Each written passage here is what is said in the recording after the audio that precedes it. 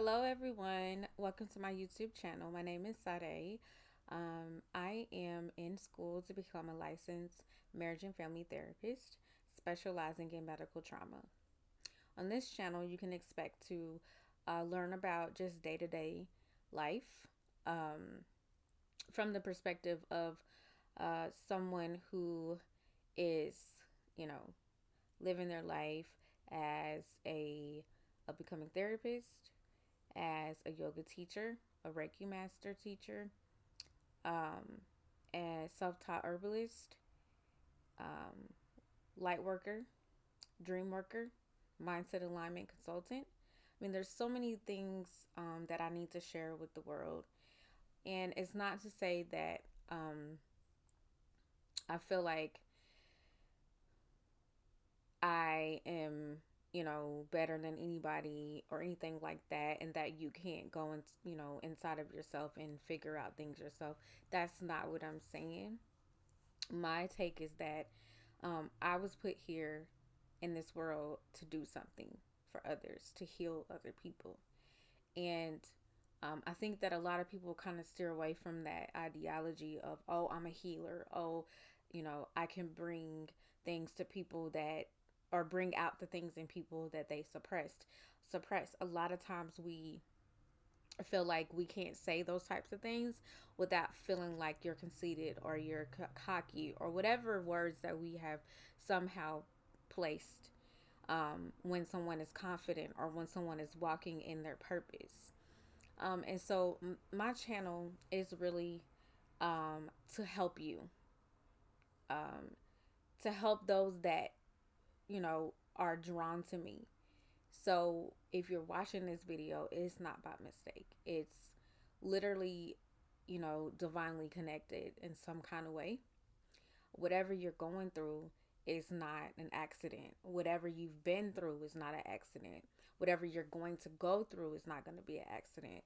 So I'm really just here to just shed the things that I learned, to let you all know, from my perspective. And I know there's a lot of other people here on YouTube already sharing that, but like I said, my message is for a particular audience. And those that understand it, those that get it, they will come. And those that this message is not for, or my channel is not for, I totally understand. And I ask that you respect me as I respect you through this journey. I'm just doing what I was put here to do. And yeah, so recording and doing all of this for me is something that I don't enjoy doing, but it's something that I need to do so that I can take action on the things that I'm supposed to be doing in this lifetime.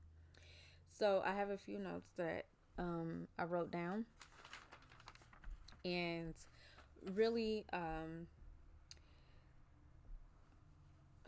I've learned that the things that I have inside of me are talents and gifts that the divine gave to me before I was even born. And some of those things are being a dream worker. So being able to not control my dreams, but being able to control my imagination, being able to have an imagination as an adult woman is, or an adult period, is hard to do in this life because you're told, as you get older and older, oh, by the way, this wasn't true, or by the way, that's not really what happened. If you can take the whole ideology, let's say, about a tooth fairy. When you're growing up, for most people, you learn about the tooth fairy as a child, and that's when your parents go in and they take your tooth and they put some money on there while you're sleeping. And so when you wake up, you see money and you're like, oh my god, it really is a tooth fairy. But as you get older, a lot of us are told, like, oh, that was really your parents doing that. That was not, and so your imagination that, you've been accustomed to as a child starts to shed away because you feel like, oh, I need to grow up. So I need to get out of the ideology. And then people start treating you differently as far as like, because you're aging, you know? So your imagination, which is something that all of us should have inside of us and should actually enjoy and tap into very frequently, if not daily. The imagination part, because to me, I think that the dreams that we have can be beneficial, can be communications between you and spirit, between us and spirit, between, whoever that is for you. If, I'm not going to throw out names, um, whoever the spiritual guide that you have, or guides, or, you know, whatever you call it, I'm for it all. Whatever you feel is appropriate for you. But for me, dreams are more than just warnings. They're more than just, oh, I watched something on TV and I dreamt about it and it's the end of that. No, and that's why it's really important that when you are going to sleep and you have the television on, live vision on, um, that you turn it off before you go to sleep, because you are, whatever you are watching, it can transmute through to your dreams. And so if you're supposed to be in this state of, rest, in this state of relaxation, in this state of allowing your spirit to travel, and that's where you dream. That's what you dream about when your soul goes and travels, or your spirit goes and travels. That's my belief. You don't have to believe it, but for me, that has been the truth for me. And then also the Reiki master. I'm a Reiki master, and the most amazing thing that I've learned about being a Reiki teacher is that, one, my healing abilities. That's the most important. I can see someone, um, in pain, and then, I ask them like, "Hey, is it okay if I do Reiki on you?" I don't promise that, oh, I'm gonna heal you or do any of that, but I just kind of put my hands around it and feel. If I feel like heat or radiation, something abnormal that the rest of the body is not doing, then I know that's the cause. So, for instance, if you're having a headache, a lot of the times it's not your head that's causing the headache. Sometimes it's back, it's the middle of your neck.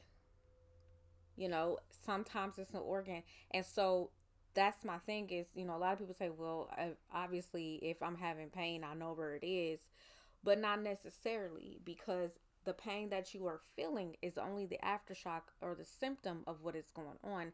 And again, a lot of the times, location does not correlate with where the problem is inside. So then yoga teaching, being yoga teacher for several years. Um, and that journey for me was just, it was more than learning asanas, the movements.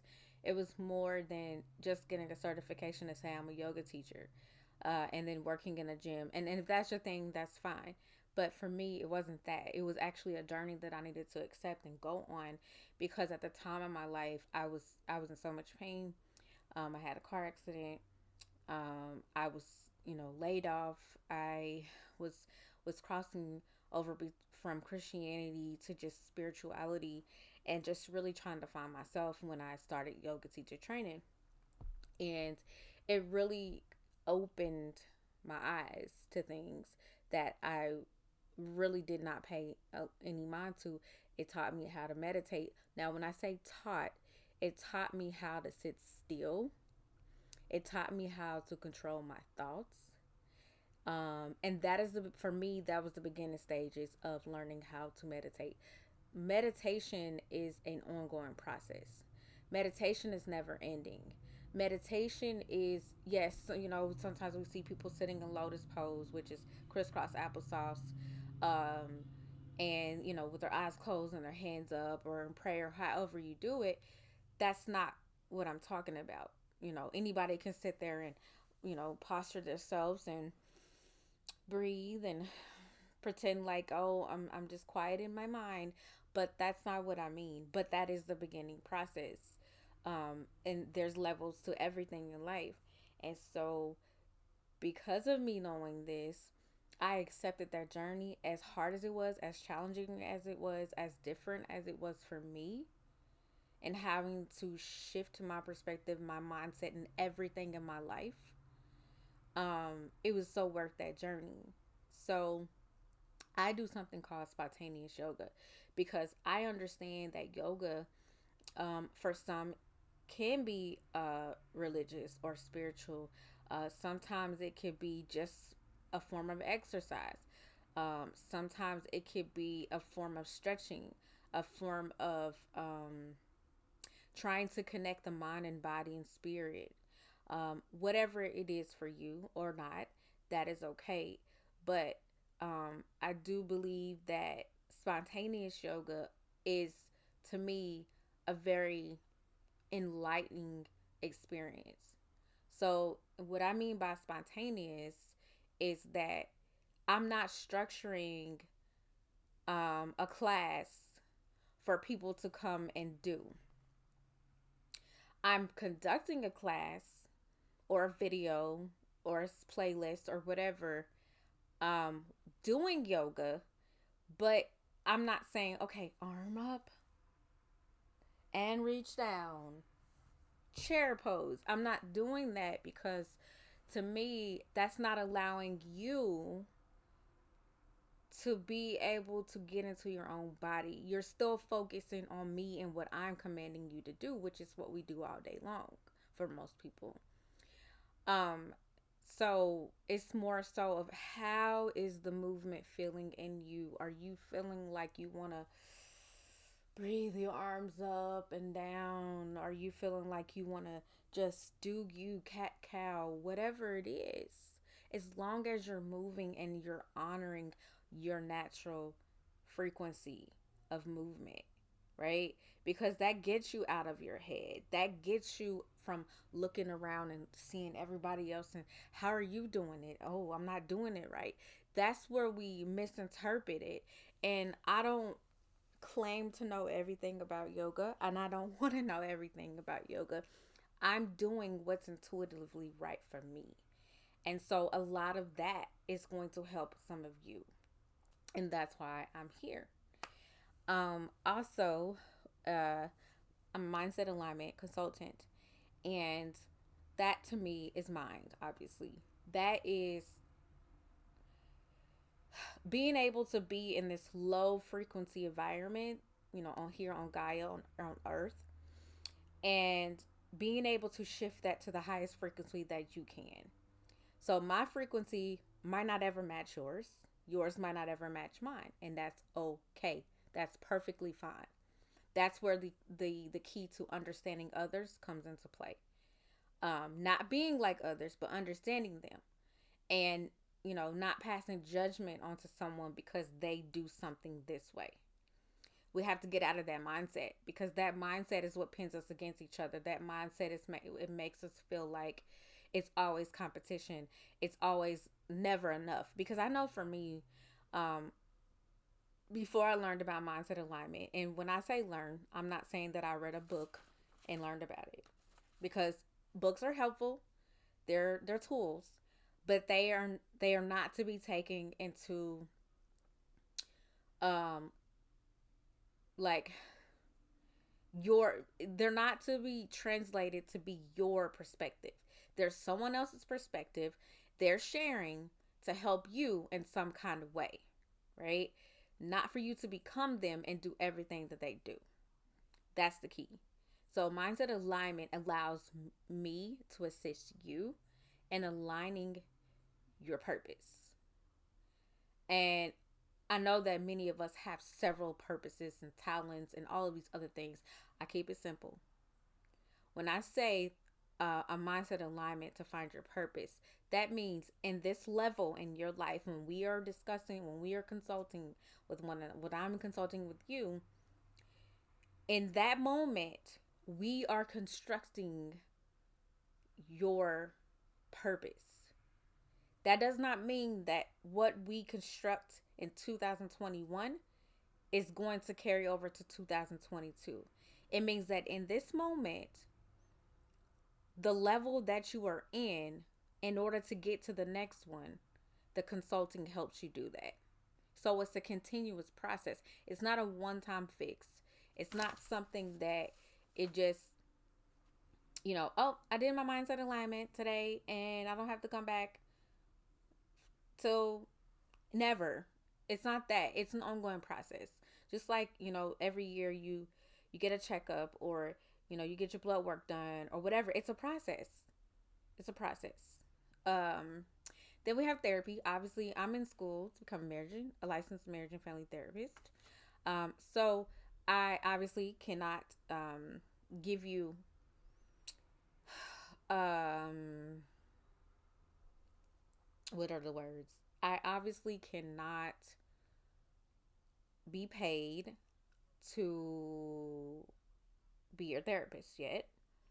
So what I will do is we will discuss from the research that I receive and do in school. We will discuss mindset. We will discuss medical traumas. We will discuss money. We will discuss marriage, and family relationships, because I think that those are primarily um, the things that we are faced with. A lot of us, you know, we go through things alone, and we go through things and feel like we're misunderstood. And that's because we don't know where to start. We used to know where to start, but we've lost our way. And so that's what my therapy sessions, will be like once I graduate. But here on this channel, we're going to touch bases on the research that I learned. Literally, the qualitative data that has been sourced and verified. That's what I'll share here. And then home ownership. Since I'm a mortgage loan underwriter in my 9 to 5, um, I've learned a lot as a mortgage loan underwriter in mortgage, and that is what to look for, what to provide, what not to look for, or what not to provide. Because a lot of times there's unnecessary documentation that I receive as an underwriter because of carelessness. If if your mortgage loan officer and mortgage loan processor are not knowledgeable in a sense of knowing what to look for on the documentation and knowing what to ask for, being very clear and concise. If you don't have that situation, which is most of the time, then you definitely will benefit from my home binder, my home ownership binder.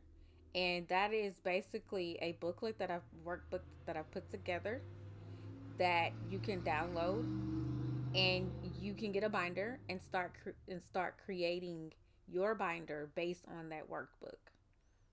Very clear and concise steps, and this will apply to the whole process of the mortgage. This allows you to feel empowered, to feel like you're in control of your situation. You might not know anything about mortgage. You might feel like you know everything about mortgage. You can benefit from this binder because um again, I'm an underwriter. I'm the one either going to approve and deny it, your mortgage loan application. Um and I've seen it, time after time, when a loan application is denied just because what was provided was messy, meaning um, things were not revealed. One, the application wasn't thoroughly thought through. The loan officer that the client talked to, didn't ask the right questions. So I'm here to do that with you in this workbook. And that will be available soon. And so with that, I'm going to reiterate the 5 pillars of my YouTube channel: a dream worker, Reiki, yoga, therapy, and homeownership. I will be able to sell some products, my herbs, spices, my workbooks, my yoga series playlists, the chakra crystals, some sage bundles, and candles. Those are all going to be available throughout our time here on YouTube. So bear with me so I can get those put together and listed. And I will provide a link in my videos.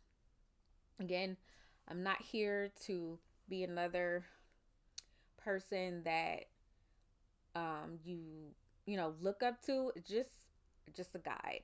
That's all I claim to be, as a guide.